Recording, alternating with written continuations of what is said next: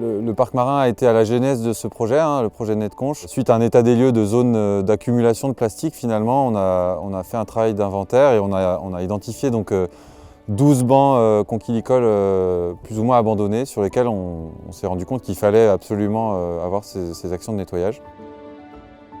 Donc ces 12 bancs, ça représente à peu près une centaine d'hectares et donc on intervient grâce à l'expertise et aux moyens techniques du département qui sont parfaitement compétents pour réaliser ces nettoyages. Donc finalement c'est un partenariat de 3 structures complémentaires, le CRC qui fait le lien avec les ostréiculteurs, le département qui met à disposition tout son savoir-faire technique et opérationnel et puis le parc marin qui vient apporter son expertise sur les sujets environnementaux, notamment comment mettre en œuvre ces travaux sans dénaturer ou sans affecter les habitats sensibles qui peuvent être sur ces bancs ostréicoles.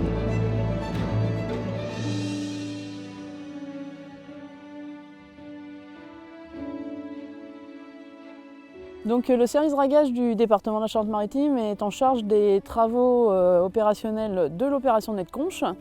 On intervient pour retirer toutes les installations, plastiques, ferraille et éventuellement autres types de déchets présents sur les friches ostréicoles. Pour cela, on a 2 types d'ateliers. On a un atelier, on va dire plutôt avec du matériel terrestre, donc une grosse pelle et un tracteur et puis une équipe de ramasseurs manuels qui sont du coup déployés sur les zones où le sol est portant. Et le deuxième atelier est un atelier dit maritime où on déploie le bateau La Trésence, qui est une drague polyvalente mais sur laquelle on embarque des engins comme le chenillard, qui est en fait une dameuse de ski qui a été marinisée et qui permet en fait d'accéder sur les sites où la vase est beaucoup plus molle et où le matériel terrestre risquerait de s'enfoncer.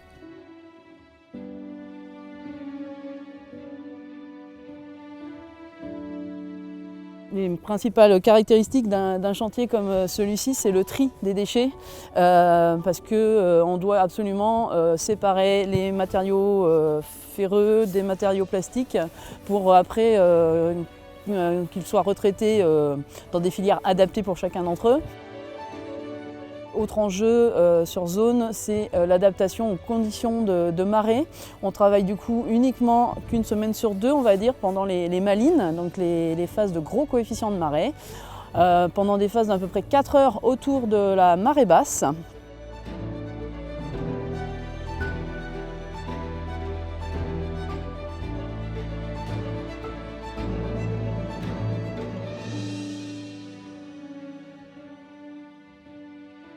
Le comité régional déploie des moyens techniques et humains importants pour la réalisation de ce programme. Il s'agit pour nous de faire l'interface entre les entreprises qui interviennent sur l'estran pour nettoyer et les ostréiculteurs qui exploitent dans ces mêmes zones. Nous déployons des moyens techniques tels que des drones pour réaliser des photographies aériennes et pouvoir faire un état des lieux très précis des opérations de nettoyage avec des orthophotos avant et après travaux. Ces interventions du drone permettent également de faciliter la réalisation des suivis environnementaux dans les zones sujettes à nettoyage, car il s'agit de prendre le maximum de précautions pour ne pas abîmer des habitats présents sur les zones tels que les récifs d'Hermel ou les herbiers de Zoster.